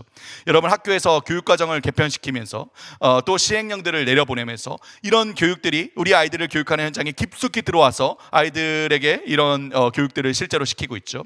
여러분, 우리 아이들 일반 학교나 지역도서관에 가보셨습니까? 이런 젠더를 교육하고 동성애를 지지하고 나다움을 교육하는, 퀴어 교육하는 이 책들이 빼곡하게 꼽혀져 있는 거 아십니까? 아이들이 손만 뻗으면 이런 책들을 너무나도 자연스럽게 접할 수 있다는 거예요. 여러분, 또 우리 스마트폰에 이런 이모티콘이 있는 거 아십니까? 우리가 매일 사용하는, 이건 아이폰 이모티콘인데요, 우리가 매일 사용하는 이 스마트폰에 이런 이모티콘이 있다는 거예요. 여기 한번 보십시오. 맨 왼쪽부터 맨 위에 여자가 있고 남자가 있고, 그 다음 좀 정체성이 모호한 누군가 다른 존재가 있죠. 그 다음 계속 보십시오. 여자랑 남자랑 손잡고 있는데 계속 보시면 여자랑 손잡고 있고 남자가 남자랑 손잡고 있죠. 뭐 여자끼리 남자끼리 손잡을 수 있죠. 근데 그 다음 보십시오. 여자랑 남자 사이에 하트가 있는데 여자랑 여자 사이 하트가 있고요, 남자랑 남자 사이 하트가 있고요, 심지어는 여자 아이랑 여자 아이 사이 하트가 있고 남자 아이랑 남자 아이 사이 하트가 있습니다. 그리고 입을 어떻게 하고 있죠? 입을 서로 내밀고 뽀뽀를 하고 있어요. 계속해서 보십시오. 이 엄마, 아빠, 아이 가족 이모티콘이 나오는데 계속해서 보시면 엄마, 아이, 아빠, 아이, 이런 이모티콘들이 나온다는 거예요. 여러분, 이 오른쪽에 보십시오. 이 우먼과 맨 사이에 누가 있죠? 뉴트럴이 있어요. 여자 머리는 이제 긴데 수염을 기르고 있죠. 그죠? 예. 여러분, 이런 이모티콘들이요, 이런 이모티콘들 우리는 잘 사용하지 않아서 잘 모르지만 우리 아이들은 매일마다 이런 이모티콘들을 보면서 무슨 생각을 할까요? 아, 이거 자연스럽구나, 당연한 거구나, 그렇게 생각하지 않겠습니까? 여러분 또 SNS 중에 페이스북 아시죠? 페이스북에 계정 가입을 할 때 이렇게 나옵니다. 여기 보시면 이제 성별 기입하는 날에 젠더라고 딱 돼 있죠. 그리고 그 클릭을 하면 커스텀이라는 메뉴를 선택할 수가 있어요. 그리고 그 커스텀이라는 메뉴를 선택하면 그 아래 젠더 아래 이제 드롭다운 메뉴가 쭉 나오죠. 그럼 여기 몇 개의 성별을 선택할 수 있도록 나옵니까? 몇 개요? 여기 화면에 보이는 건 10개밖에 안 보이죠? 스크롤을 내리면 계속해서 내려갑니다. 무려 60개의 성별을 선택할 수 있도록 나와요. 아니, 성별을 선택하는데 남성, 여성 외에 몇 개라고요? 60개의 성별이 있다는 거예요. 여기 제일 위에 있는 젠더 프루이드는 무엇일까요? 젠더, 이 성별이 프루이드, 흐른다. 젠더가 바뀐다는 거예요. 흐른다. 오늘은 남자, 내일은 여자, 1분 후엔 남자, 1분 후엔 여자, 이렇게 매일마다 바뀌는 것도 하나의 성별이라는 것이죠. 여러분 그 외에 60개의 성별이 있다는 거예요. 여러분 제가 최근에 조사해 본 바에 따르면 성별이 몇 개까지 드러났을까요? 성별이 무려 300개가 넘게 있어요. 아니, 성별이 300개가 있다고요? 네, 있습니다. 성별이 300개가 넘게 있어요. 여러분 이해를 시켜드릴게요. 어떤 성별이 있냐면, 여러분 제가 농담하는 거 아닙니다. 실제로 진짜 이제 있는 일을 말씀드리는 거예요. 심지어는 어떤 성별이 있냐면 아이스크림 성별이 있어요. 네, 아이스크림. 내 성별은 남자, 여자, 아니 아이스크림이라는 거예요. 내 성별은 물 성별이 있고요. 물 성별. 그리고 하늘에 떠 있는 별 성별이 있습니다. 여러분 진짜 실제로 있는 일입니다. 네, 여러분 무슨 의미입니까 이게? 그러니까 성별이 나의 어떤 남성으로서의, 여성으로서의 어느 하나의 특성을 이야기하는 것이 아니라 성별 자체를 나의 존재로, 내 정체성으로 삼는 일이 일어나고 있는 거예요. 나는 남자, 아니 나는 여자, 아니 나는 아이스크림, 나는 별, 나는 물. 여러분 몇 개까지 만들 수 있을까요? 몇 개까지요? 사람 수만큼 만들 수 있는 거예요. 사람 수만큼. 그죠? 사람 수만큼. 여러분 또 최근에는 이 페이스북 가입하는 게 이렇게 바뀌었어요. 여기 한번 보십시오. 여기 이제 이건 우리나라 이제 사이트죠. 여기 보시면 여기 성별이라고 돼 있죠. 어떻게 여기 보면은 아래 보면은 이 성별이라고 돼 있는데 보면 여성, 남성, 그리고 직접 지정이라고 돼 있죠. 직접 지정. 그러니까 이제는 드롭다운 메뉴도 안 나와요. 왜냐하면 너무 많으니까 이제 자기가 직접 이렇게 쓰게 돼 있습니다. 직접 지정을 누르면 아래 빈칸에 내가 쓰게 돼 있어요. 나는 아이스크림이요, 나는 뭐 물이요, 나는 별이요, 나는 개요, 난 고양이, 이렇게 쓰게 돼 있습니다. 근데 그 다음에 보시면 아주 독특한 문구가 나와요. 뭐라고 나옵니까? 여성 생일을 축하해 주세요, 남성 생일을 축하해 주세요, 여러 명 생일을 축하해 주세요. 이게 무슨 의미입니까? 아니, 성별을 기입하는데 생일하고 무슨 관련이 있죠? 내 성별과 생일이? 여러분 저는 아무리 생각해도 이렇게밖에 이해가 안 돼요. 무엇입니까? 나는 지금까지 남성이었는데요, 이제 여성이 되었어요. 새롭게 거듭난, 커밍아웃해서 새롭게 거듭난 나의 존재의 생일을 축하해 주세요. 나는 여성이었는데 남성이 되었어요. 나는 아이스크림이 되었어요. 나는 별이 되었어요. 나는 물이 되었어요. 새롭게 거듭난 나의 존재의 이 생일을 축하해 주세요. 그런 의미 아닐까요? 여러분 이런 영향들이 우리 이제 곳곳에 이제 일어나고 있다는 거예요. 여러분 이 영향들이 우리 아이들에게 너무나도 가깝게 다가오고 있습니다. 이런 변화들이 불과 몇 년 사이에 물밀듯이 들어와서 우리 아이들이 자라나고 있는 이곳에 완전히 다른 이상한 세계를 만들고 있다는 거예요. 아까 이야기했던 화장실 이야기 이미 우리의 현실입니다. 미국 이야기가 아니라는 거예요. 이미 대학가에서는 이런 모두를 위한 모두의 화장실이 늘어나고 있다고 하죠. 여기 물론 우리가 몸이 좀 불편하신 분들, 아이를 가지신 분들 모두가 편하게 이용할 수 있는 화장실이 있어야죠. 근데 맨 위에 무엇이 있습니까? 맨 위에 가운데 보면 한쪽은 치마, 한쪽은 바지, 그죠? 성소수자들을 위한 이런 모두를 위한 화장실을 이미 만들고 있는 거예요. 여러분 한 시민단체에서 했던 이 캠페인입니다. 무엇이라고 얘기합니까? 나는 섹스하는 청소년이래요. 이게 시민단체에서 하는 캠페인이라는 거예요. 뭐라고 얘기합니까? 자신의 욕망과 감각을 인식할 수 있는 대안적 성교육이래요. 청소년을 우선으로 모집한답니다. 여러분 이런 이제 뭐랄까요? 이런 이 시민단체에서 이런 캠페인을 하는 거예요. 난 당당하게 섹스하는 청소년이라고, 그죠? 이게 대안적인 성교육이라고. 여러분 여기 청소년이란 단어 대신에 어린이라는 말이 들어가지 말란 법이 있습니까? 섹스하는 청소년 되고 섹스하는 어린이는 안 됩니까? 기준이 없어진 것이죠. 여러분 혹시 우리나라 K-팝 그룹 중에 이런 그룹이 있다는 거 아십니까? 라이오네시스?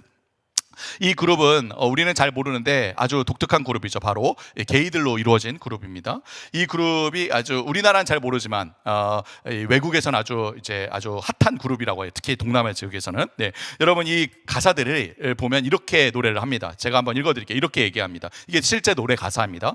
비로소 내가 나로 사는 것, 자정의 게이클럽은 마이홈, 세상을 구하는 걸로 치면 내 맞선임은 지저스, 난 최초부터 게이로 설계됐어, 내 주께서 정했어. 이게 노래 가사예요. 이렇게 노래를 하는 그룹이 우리나라 K-팝 가수라는 거예요. 여러분 혹시 우리나라 TV 프로그램 중에 이런 프로그램이 있다는 거 아십니까? 남의 연애, 메리큐어. 여러분 이게 우리나라 프로그램이거든요. 여기 이제 이 프로그램들은 우리 예전에 이제 많이 보는 이제 연애 결혼 버라이어티 프로그램, 그런 프로그램의 일종입니다. 그런데 독특한 특징이 있죠. 또 남의 연애는 무슨 연애일까요? 남의 연애? 남자들의 연애라는 거예요. 그렇죠? 여기 이제 아주 훤칠하게 잘생긴 남자들이 나오죠. 남자들끼리 나와서 당당하게 이제 연애하고 이제 애정행각을 벌이는 그런 이제 프로그램들을 한다는 거예요.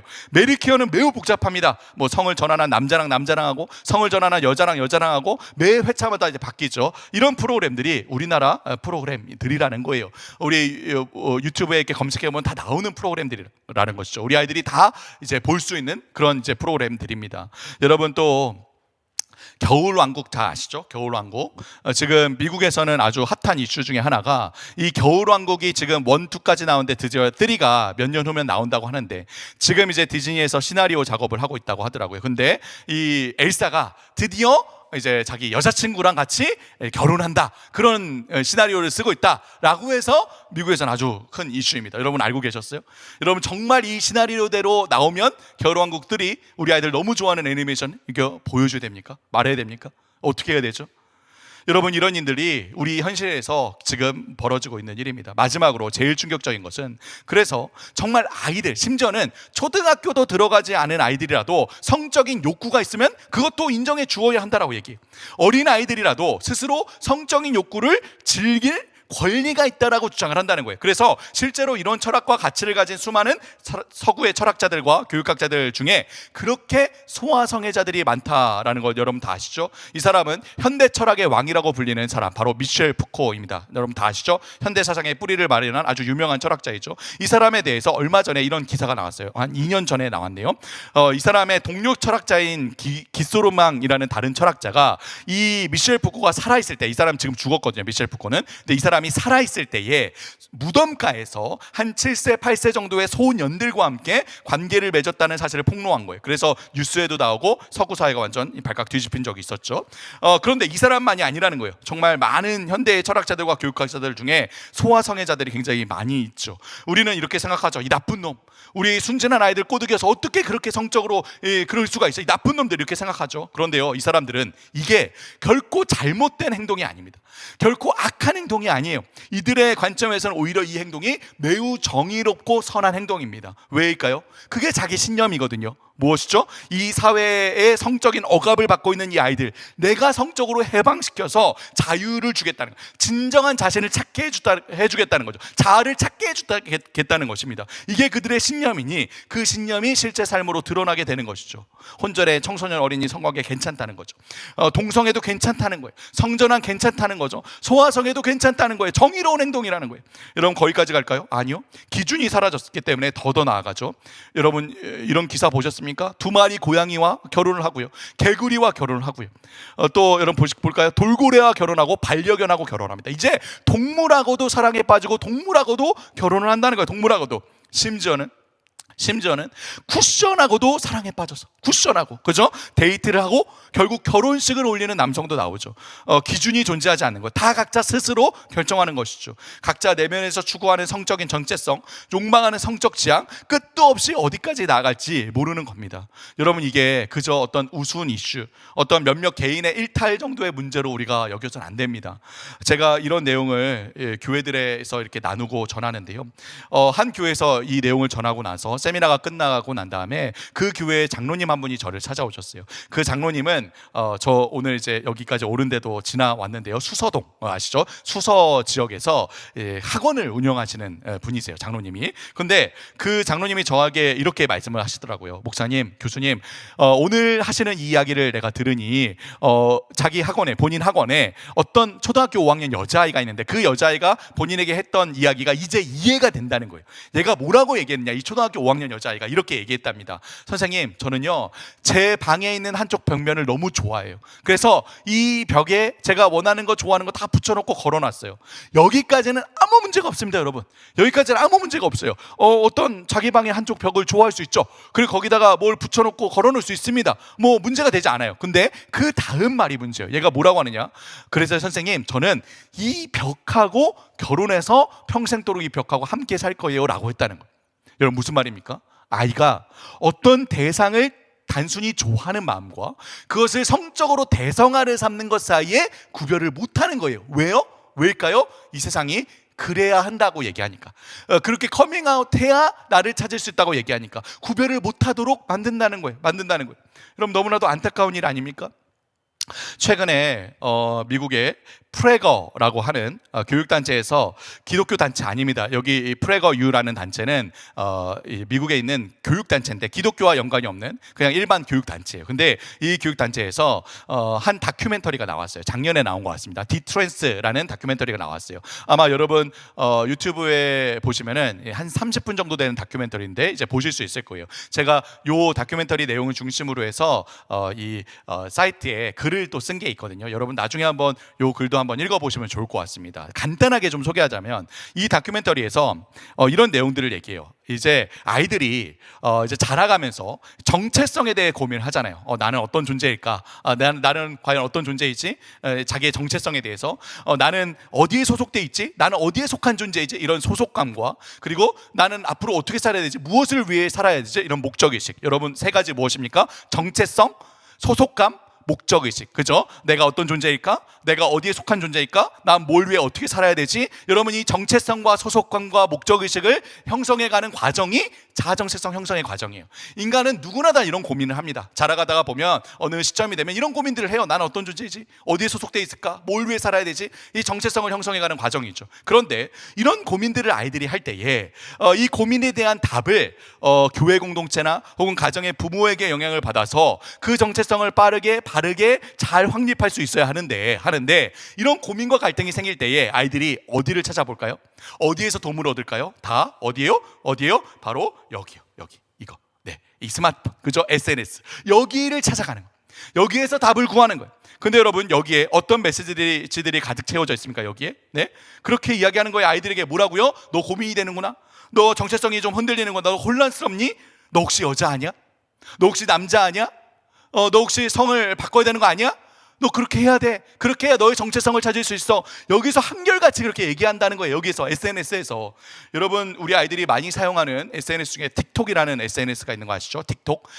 틱톡에 해시태그, 요즘 우리 아이들 뭐 해시태그 이렇게 달아서 글을 올리잖아요. 해시태그 트랜스젠더이죠. 트랜스라는 해시태그를 검색해 보면 그 컨텐츠가 300만 개가 넘게 있고, 그리고 그 컨텐츠, 트랜스가 달린 컨텐츠들을 우리 아이들이 몇 번이나 봤을까요? 500억 번이나 봤다는 거. 500억 번.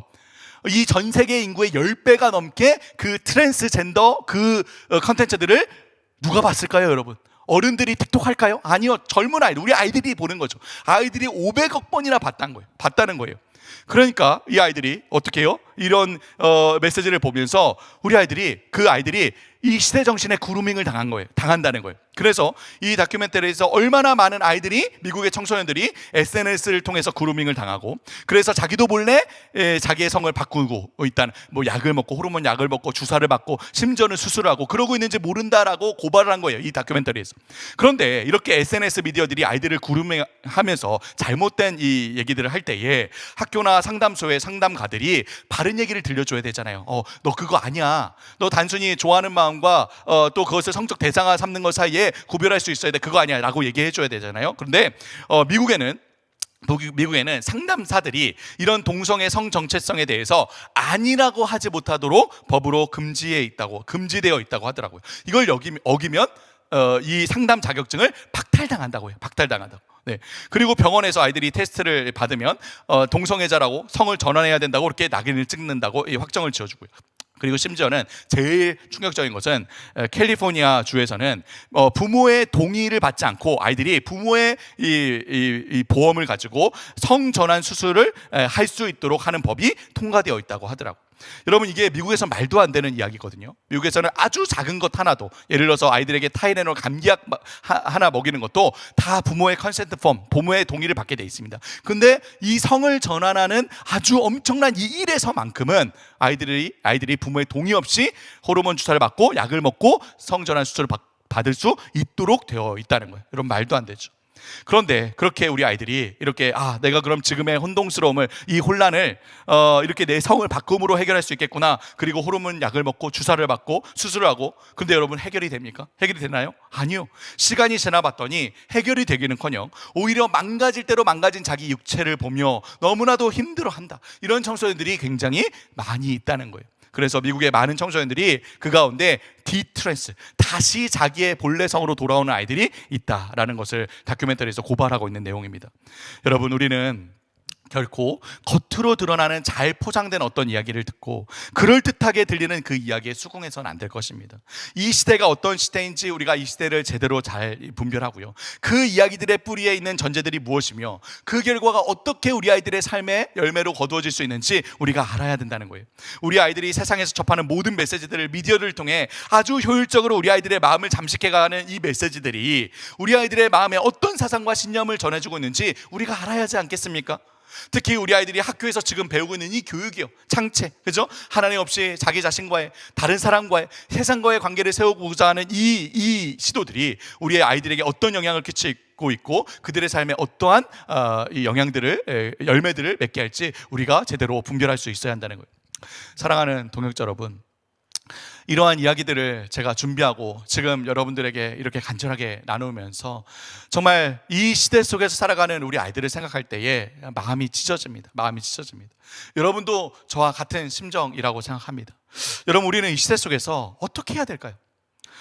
우리 아이들 이 세상의 이 제자들로, 이 시대 정신의 희생자들로 이렇게 내버려지고 있는데 우리는 무엇을 어떻게 해야 되겠습니까? 오늘날 이 세상 속에서 우리가 정말 우리 자녀들을 신앙의 뿌리 위에 세우기 위해 우리가 무엇을 해야 할까요? 여러분, 정말 고뇌하고 또 기도하게 됩니다. 사랑하는 동역자 여러분, 우리는 절대로 이 지극히 자기중심적인 우리의 이 시대 정신이 계속해서 우리 아이들의 이 마음에 뿌려지고 심기고 자라나도록, 결국 그들의 삶의 열매로 거두어지도록 방치해서는 안 될 것입니다. 우리는 각자 자기 자신이 스스로의 주인이라고 이야기하는 이 시대 정신에 맞서서 우리 다음 세대, 우리 자녀들에게 누가 우리의 왕인지, 누가 우리의 주인인지 가르쳐야 하지 않겠습니까? 각자 자기 자신의 내면의 목소리에 귀를 기울여라, 자기의 생각과 판단과 결정을 따라 살아가라는 이 표현적 개인주의, 이 시대 정신에 맞서서 우리가 누구의 목소리에 귀를 기울여야 하는지, 누구의 뜻을 따라 하루하루를 살아가야 하는지 가르쳐야 하지 않겠습니까? 우리는 각자 자기 자신의 성공과 행복과 쾌락과 욕망을 위해 살라고 말하는 이 시대 정신에 맞서서 우리가 정말 무엇을 위해 살아야 하는지, 누구의 기쁨과 영광을 위해 살아야 하는지 가르쳐야 하지 않겠습니까? 결국 우리와 우리 다음 세대 아이들이 살아가는 그 모든 삶을 통해서 우리가 누구의 나라, 누구의 왕국을 세울 것인지 가르쳐야 한다는 것이죠. 이것이 우리가 우리 다음 세대 아이들을 위해 치열하게 싸워야 하는 영적인 전쟁, 마음의 싸움, 주권의 싸움입니다. 여러분, 철학자 피터 보거라는 사람이 이런 이야기를 하죠. 이렇게 이야기합니다. 우리 삶의 모든 영역에서 의식과 의식의 충돌이 일어나고 있다라고 얘기합니다.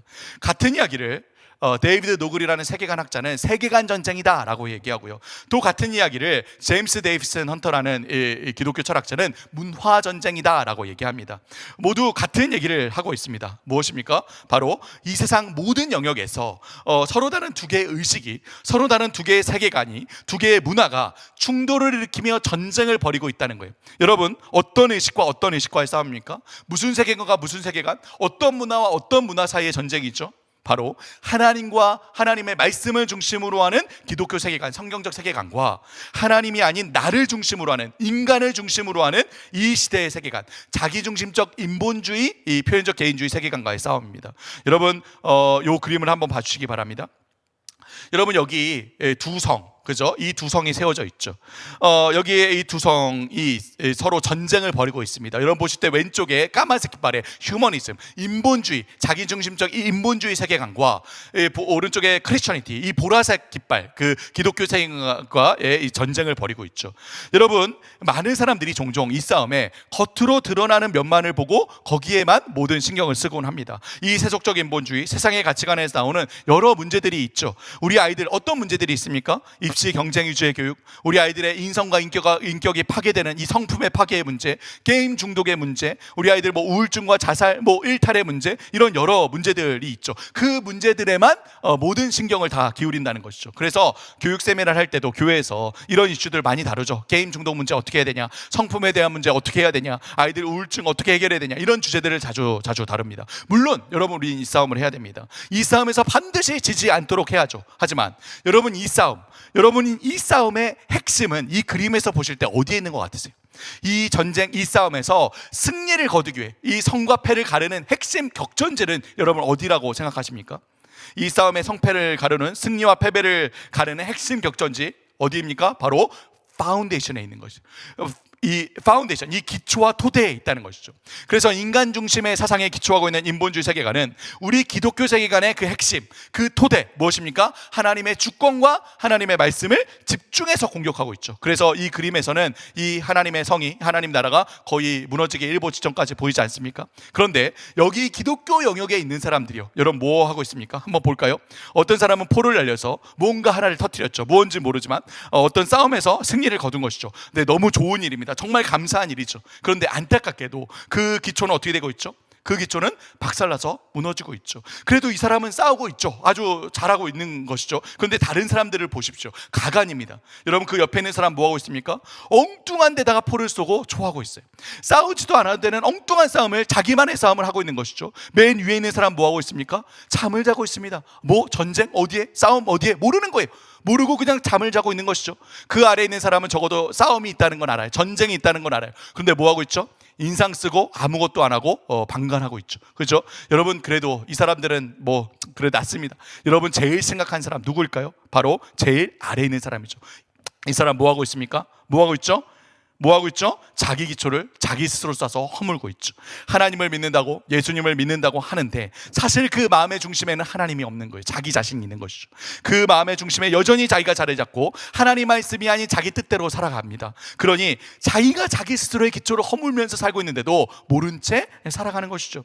여러분, 혹시 우리가 부모로서 혹은 교회 어른으로서 다음 세대를 대하는 태도가 이렇지는 않습니까? 한번 돌아보시기 바랍니다. 혹시 우리 아이들과 겉으로 드러나는 싸움에만 붙잡고 씨름하면서 온 정신과 힘을 거기에만 쏟고 있지는 않습니까? 우리 다음 세대 아이들이 디뎌야 할 신앙의 기초, 이 마음속에 하나님의 주권과 하나님의 말씀은 다 허물어져 있는데 말이죠. 혹시 뭐가 문제인지 감을 못 잡고 엉뚱한 싸움을 하고 있지는 않습니까? 혹은 잠을 자고 있거나 아니면 그냥 방관하고 살고 있지는 않습니까? 제일 심각한 것은 우리가 알게 모르게 우리의 모습을 통해 우리 다음 세대 아이들의 마음의 중심에 세워져야 할 그 하나님의 주권을 우리 손으로 허물고 있지는 않습니까? 신앙이 있다고 하지만 사실 우리 마음의 중심은, 이 마음의 중심은 하나님 중심이 아닌 지극히 자기 중심적이기, 그죠? 우리의 말로는 신앙이 중요하다, 믿음이 중요하다 가르치지만 우리의 삶으로는 지극히 자기 중심적인 우리 씨의 정신을 우리가 심고 있지는 않냐는 거예요. 우리 아이들의 이 마음에서 벌어지는 싸움, 이 중심의 싸움, 주권의 싸움을 놓친 채 겉으로 드러나는 문제들만 해결하려고 들어서는 전혀 문제가 해결되지 않는다는 거예요. 오히려 세대와 세대 사이의 갈등만 심화되고 우리 다음 세대로 이 교회를 떠나고 신앙을 떠나도록 만들 뿐이죠. 사랑하는 동역자 여러분, 이 싸움의 핵심은 다시 한번 어디에 있다고요? 어디에 있습니까? 바로 기초, 토대, 파운데이션에 있다는 거예요. 그래서 이 그림처럼 되어야 한다는 거예요. 이 그림, 그렇죠? 피터 버거가 말하듯이, 데이비드 노글, 제임스 헌터가 동일하게 이야기했듯이 이 싸움은 의식의 충돌입니다. 세계관 전쟁, 문화 전쟁, 즉 전제와 전제끼리의 싸움이라는 거예요. 전제와 전제끼리의 싸움. 우리가 다음 세대를 교육하고 세우는 데 있어서 그저 우리 아이들의 겉으로 드러나는 문제들만 볼 것이 아니라 바로 이 전제, 무엇입니까? 무엇이 전제이죠? 바로 하나님의 주권과 하나님의 말씀과 하나님의 나라, 이 세 가지 전제를 기초로, 토대로 우리 아이들의 마음이 굳건하게 세워져 있어야 한다는 거예요. 여러분, 세상에 말하듯이 우리의 주권은 각자 자기 자신에게 있는 것이 아닙니다. 우리의 주권은 누구에게 있습니까? 우리의 주권은 누구에게 있죠? 바로 우리의 왕, 그죠? 우리의 주인이신 하나님께 있는 것이죠, 그죠? 바로 우리 주권을 가지신 우리 왕 하나님을 향한 뜨거운 사랑과 이 열정이 우리 가슴 속에, 우리 다음 세대의 마음속에 세워져 있어야 하지 않겠습니까? 여러분, 우리는 세상에 말하듯이 우리 자아의 중심을 내 내면에 두고 각자 자기 보기에 옳은 대로, 자기 소견에 옳은 대로, 자기 프레임대로 보고 판단하고 살아가는 자들이 아닙니다. 여러분, 우리는 모든 진리와 지식의 기준을 어디에 둡니까? 어디에 두죠? 바로 하나님의 말씀에 두죠, 그죠? 하나님의 말씀에 두고 하나님의 말씀을 기준으로 하나님의 말씀을 따라 살아가는 자들 아닙니까? 바로 우리와 우리 다음 세대의 마음에 이 하나님 말씀에 대한 전적인 신뢰와 믿음이 세워져 있어야 한다는 거예요. 우리 다음 세대 아이들이 하나님의 말씀 성경을 볼 때에 그저 저 고대 근동 지역에 내 삶과는 아무런 관련이 없는 고대 문서 정도로 여기게 해서는 안 된다는 거예요. 이 말씀이 그저 죽어서 천국 가기 위한, 혹은 몇몇 종교적인 책임들을 하기 위한 그런 가이드북 정도로 여기서는 안 된다는 거예요. 이 말씀을 자기의 신학뿐 아니라 삶의 기준으로 삼고 이 말씀의 등불을 따라 하루하루 말씀을 따라 살아가며 하나님의 이야기를 써내려가도록 그렇게 가르쳐야 하지 않겠습니까? 끝으로 우리는 그저 우리의 성공과 행복과 쾌락과 욕망을 이루기 위해 살아가는 자들이 아닙니다. 그게 우리의 소망이 아니라는 거예요. 그렇게 자기 욕망을 따라 자기 왕국을 세우기 위해 살아가는 자들이 아니라는 거죠. 우리는 누구라고요? 우리는 하나님의 백성입니다. 하나님 나라의 시민 아닙니까? 우리가 살아가는 이유와 목적은 무엇입니까? 이 하나님 나라를 위해 살아가는 것이죠. 그 나라의 왕, 우리의 왕, 하나님의 영광과 기쁨을 위해 살아가는 것이죠. 우리가 살아간 이유와 목적, 이 하나님 나라에 대한 이 소망과 열망을 우리의 가슴에, 우리 다음 세대의 마음에 세워야 한다는 것입니다. 여러분, 따라서 우리는 끝으로 한 가지만 이야기하고 마치겠습니다. 우리는 따라서 우리 아이들을 교육하는 성경적 다음 세대 교육의 제1원리를 반드시 기억했으면 좋겠습니다. 제1원리. 제가 학교에서 또 기독교 교육을 가르칠 때 학생들에게 이게 기독교 교육의 제1원리다 항상 가르치거든요. 무엇입니까? 무엇일까요? 바로 이것입니다. 여경지근의 원리입니다. 여러분, 다 같이 여러분 계신 자리에서 한번 읽어볼까요? 시작! 여경지근. 한 번 더 읽어볼까요? 시작! 여경지근. 여러분, 무슨 원리일까요? 무슨 뜻일까요? 무슨요? 무슨 경? 무슨 지? 무슨 근? 여러분, 혼동을 이뤘죠? 사자성어가 아닙니다. 무슨 원리인가? 바로 하나님의 말씀에서 나오는 잠언 1장 7절, 그죠? 다 같이 한번 읽어볼까요? 시작! 여호와를 경외하는 것이 지식의 근본이라. 한 번 더 읽어볼까요? 시작! 여호와를 경외하는 것이 지식의 근본이라. 줄여서 여경지근이라고 하는 것이죠. 여러분, 반드시 우리가 이 원리를 따라서 우리 다음 세대 아이들을 교육해야 됩니다. 오늘날 우리 시대요, 그죠? 다 자기가 자기의 인생의 주인이 되어서 자기 보기에 옳은 대로, 자기 소견에 옳은 대로 살아가며 자기 욕심을 이루기 위해, 그 욕망을 이루기 위해 살아가는 이 시대 속에 우리는 반드시 우리 아이들을, 우리 자녀들을 하나님을 경외하는 아이들로 세워야 한다는 거예요. 여러분, 다른 교육을 우리가 다 잘 시켜도요, 이 제1원리, 이 교육이 되지 않으면 아무 소용이 없습니다. 여러분, 우리 아이들 학교에서 어떤 과목들을 배우나요? 우리 아이들 학교에서 어떤 과목들을 가르치죠? 정말 많은 과목들을 가르치죠. 국어, 영어, 수학, 사회, 과학, 음악, 미술, 체육, 역사, 정말 많은 지식들, 정말 많은 과목들을 학교에서 배웁니다. 아침 일찍 일어나서 밤 늦게까지 학교 갔다가 학원 갔다가 복습하고 숙제하고 또 예습하고, 그리고 밤 늦게까지 자고 공부하다 자고, 또 아침 일찍 일어나서 공부, 그죠? 하루 종일 공부하며 살아가죠. 하루 24시간이 모자르도록, 일주일 168시간이 모자르도록 아이들이 이 공부에 매달려서 살아가지 않습니까? 그런데 여러분, 한번 생각해 보셨습니까? 우리 아이들 왜 공부할까요? 여러분, 하루 종일 공부만 하면서 살아가는데, 공부에 매몰되어 살아가는데, 여러분 왜 공부할까요? 아이들 입장에 대해서 생각해 보셨어요? 왜 공부할까요? 딱 한 가지 목적 외에는 공부하는 이유가 없습니다. 내가 왜 이 영어 지문을 풀고 있어야 되는지, 내가 이 수학 공식을 풀고 있어야 되는지 몰라요. 아이들은 한 가지 목적밖에 없죠. 무엇을 왜 공부합니까? 좋은 성적을 받게 공부하죠, 그렇죠? 여러분, 그럼 좋은 성적은 왜 받아야 됩니까? 그래야 좋은 대학에 들어갈 수 있기 때문이죠. 여러분, 그럼 좋은 대학에 왜 들어가야 되나요? 그래야 좋은 직장을 가질 수 있기 때문이죠. 여러분, 그럼 좋은 직장의 기준은 무엇입니까? 좋은 직장. 우리 오늘날 모든 사람들이 우러러보는 그런 좋은 직장의 기준은 무엇이죠? 무엇입니까? 돈 아니까, 돈. 그럼 우리 아이들이 왜 공부하는 것이죠? 왜요? 돈 때문에, 그죠? 자기의 성공 때문에, 그죠? 이 공부가 돈을 위한, 나를 위한, 성공을 위한, 경쟁에서 이기기 위한 수단밖에는 되지 않는다는 거예요. 수단밖에는. 그러니 우리 아이들이 어떻게 공부합니까? 어떻게 공부하죠? 불행하게 공부합니다. 불행하게. 그죠? OECD 전체 국가 중에서 우리나라 어린이 청소년 행복도가 몇 위인지 아시죠? 몇 위일까요? 꼴찌입니다. 꼴찌. 44개 국가 중에서 꼴찌예요. 행복도가 이렇게 내려가다가 대한민국 맨 끝에 이렇게 내려갑니다. 압도적으로 꼴찌예요. 불행하게 살아가는 거예요. 여러분, 청소년 자살의 가장 큰 원인이 무엇인지 아십니까? 무엇이죠? 바로 성적 비관입니다. 성적 비관 때문에 아이들이 너무 많이 죽어요. 불행하게 공부하는 거예요. 죽을 맛으로, 죽고 싶을 정도로 불행하게 경쟁하면서 나를 위해, 돈을 위해, 성공을 위해 이 푸르른 10대 시절을 다 살아가고 있는 거예요, 우리 아이들. 여러분, 이렇게밖에 공부할 수 없습니까? 아니요. 여호와 하나님을 경외하는 아이들은 이렇게 공부하지 않습니다. 여호와 하나님을 경외하는 아이들은요, 어떤 과목이든 어떤 지식이든 그 자체로 의미와 목적으로 충만하여 기쁨과 즐거운 마음으로 하나님을 찬양하고 예배하는 마음으로 공부합니다. 왜일까요? 그 모든 세상의 지식들, 모든 존재들, 모든 질서들 누가 만드신 것이기 때문이죠. 누가 만드셨습니까? 네, 하나님이 만드셨습니다. 이 세상에 있는 모든 존재와 질서들, 지식들 다 하나님이 만드신 것들이죠. 학자들이 만든 게 아니에요. 학자들은 그 존재와 질서들을 발견하고 정리했을 뿐이죠. 그 모든 존재와 질서들의 주인은 하나님이십니다. 그러니 우리 아이들이 공부하며 누구를 알아갑니까? 누구를 알아가죠? 바로 하나님을 알아가는 거예요. 그렇죠? 하나님께서 하나님의 형상을 담아 만드신 이 세상 모든 우주와 이 세상의 이 질서와 존재들을 알아가며 하나님을 알아가는 겁니다. 하나님의 광대하심을, 하나님의 질서 정연하심을, 하나님의 이 다채로우심을, 하나님을 아이들이 공부하면서 알아가는 것이죠. 여러분, 그리고 하나님께서 이 세상을 만드시고 온 우주를 만드시고 마지막으로 누구를 만드셨죠? 바로 우리 인간이요, 사람을 만드셨죠. 여러분, 하나님께서 사람을 왜 만드셨습니까? 하나님 형상을 따라 이 남자와 여자를 만드셨죠. 하나님이 자기 형상, 곧 하나님 형상대로 남자와 여자를 창조하시며 그들에게 복을 주시며 하나님께서 뭐라고 명령하십니까? 5가지를 명령하시죠. 뭐라고요? 생육하라, 번성하라, 충만하라, 정복하라, 다스려라. 여러분, 뭐 하라는 겁니까? 이거 뭐 하라는 거죠? 이것 때문에 인간을 만드셨다는 거잖아요. 뭐 하라는 것이죠? 네, 여기에는 풍성한 신학적인 의미들이 담겨져 있지만 그 중에 하나는 하나님이 만드신 이 세상의 모든 존재와 질서들을 발견하며 알아가며 확장시켜 가라는 거예요. 곧 공부는 이 하나님의 창조 명령에 순종하는 일 아닙니까? 그렇게 여러분, 뭐라고요? 여호와 하나님을 경외하는 것이 모든 지식과 지혜의 근본이라고요. 오직 하나님 안에서만이 이처럼 이 세상의 모든 질서들이 하나님 안에서 의미와 목적을 가질 수 있는 겁니다. 오직 하나님 안에서만이 모든 지식들이 하나로 연결되어 기쁨과 즐거움으로 공부할 수 있는 것이죠. 사랑하는 여러분, 저를 한번 따라해 주겠습니까?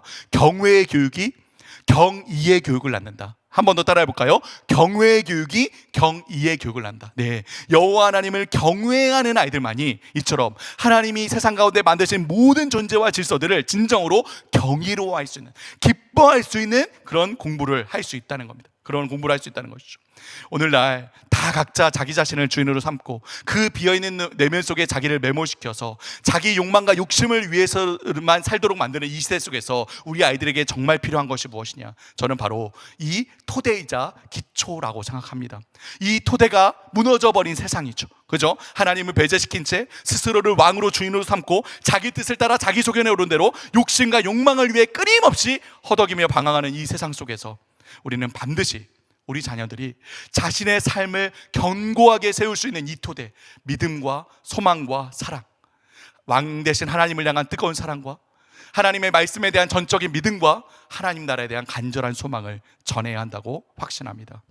함께 기도하고 오늘 강의를 마치겠습니다. 살아계신 하나님, 감사합니다. 부족한 자를 세우시고 다음 세대를 향한 마음과 하나님의 꿈을 우리 귀한 성도들과 함께 나누게 하시니 감사합니다. 하나님, 세상이 너무 어둡습니다.